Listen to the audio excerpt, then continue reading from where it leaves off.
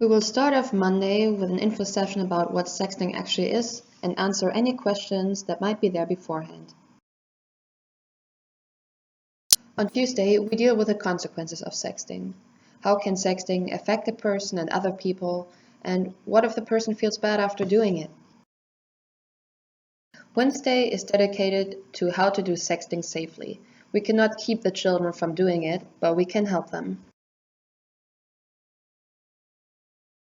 There are many things that can go wrong with sexting. Thursday is dedicated to what to do if sexting goes wrong and the legal consequences that can come with it. The interactive part starts on Friday, where the students will put their new gained knowledge to the test. The goal of the role play is for the students to implement their new learnings. The first step of the role play is to make pairs. Team up boys and girls, or girls, or boys and boys. For the sake of demonstration, we called the girl Anna and the boy Ben. The first task is implementing what is sexting and how to do it safely. The role play unfolds and they should implement the consequences of sexting.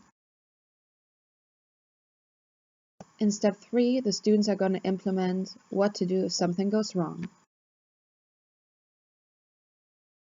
For step 4, they're going to make up a scenario where they implement the legal implications. For the last step, we want them to implement the consequences of sexting in their role play. At the end of the day, 3 teams will be picked to perform their role play. With this role play, we're going to make sure that the students actually engage with the topic and hopefully learn a lot for the future.